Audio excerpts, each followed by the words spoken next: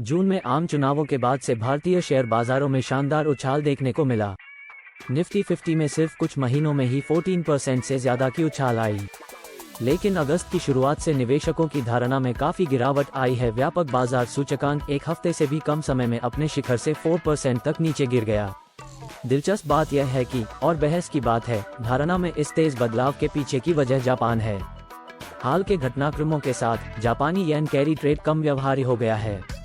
इस लेख में हम भारतीय निवेशकों के लिए मुख्य बातों के साथ निष्कर्ष निकालने से पहले इस बात पर चर्चा करेंगे कि इसका क्या मतलब है।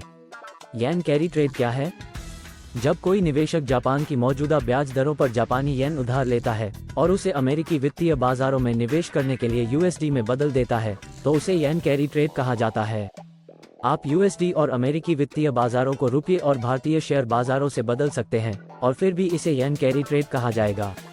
विचार यह है कि कम उपज वाले जापानी बाजारों से उधार लिया जाए, विदेशी मुद्रा में बदला जाए और इसे विदेशी बाजार के उच्च उपज वाले साधनों में निवेश किया जाए।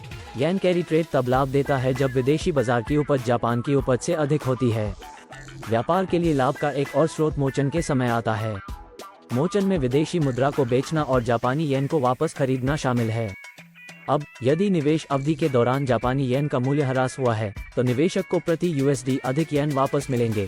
इसलिए यदि जापान और विदेशी बाजार के बीच उच्च उपज प्रसार है और यदि निवेश अवधि के दौरान जापानी येन विदेशी मुद्रा के मुकाबले मूल्य ह्रास करता है, तो येन कैरी ट्रेड सबसे अधिक लाभदायक है। ये कम व्यवहार्य क्यों हो गया है?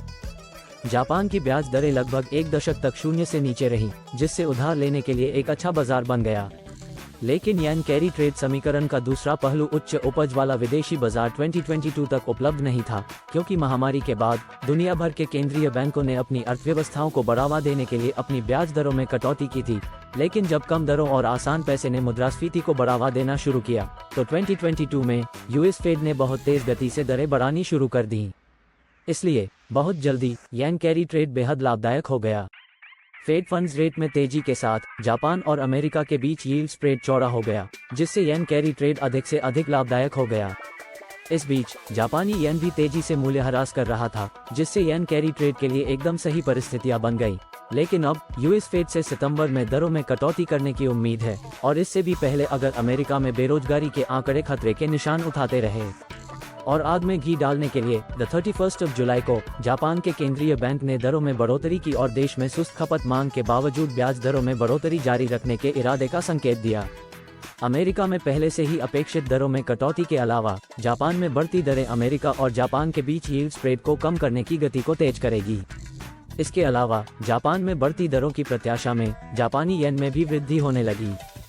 इस प्रकार 2022 से येन कैरी ट्रेड के लिए मौजूद आदर्श परिस्थितियां पहले से ही बढ़ती येन के साथ समाप्त हो रही हैं, और यील्ड स्प्रेड के कम होने के साथ ही लगभग गायब होने की उम्मीद है। नतीजतन जापान के शेयर बाजार बढ़ते जापानी येन के साथ साथ सुधार कर रहे हैं। इसके अलावा जैसा कि मार्च में मेरे लेख में अनुमान लगाया गया था, अमेरिका में दरों में कटौती की उम्मीदें जापान की आर्थिक सुधार और उसके शेयर बाजार की रैली की स्थिरता पर सवाल उठा रही हैं।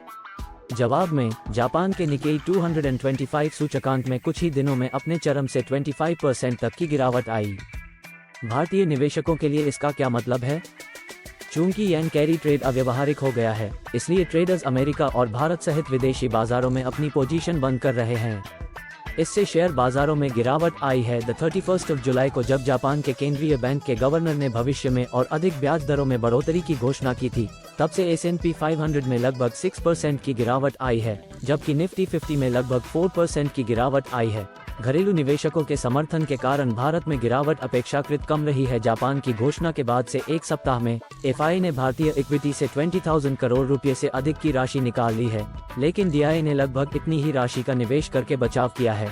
बेशक कुछ दिन पहले जापान के डिप्टी गवर्नर ने यह आश्वासन देकर अपने कदम पीछे खींच लिए थे कि शेयर बाजारों को अस्थिर करने की कीमत पर ब्याज दरों में बढ़ोतरी नहीं की जाएगी।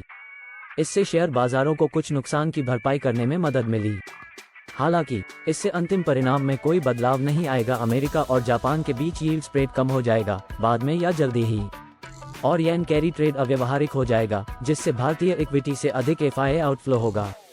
भारतीय शेयर बाजारों में परिणामी सुधार की मात्रा और अवधि इस बात पर निर्भर करेगी कि येन से और कितनी निकासी की उम्मीद है।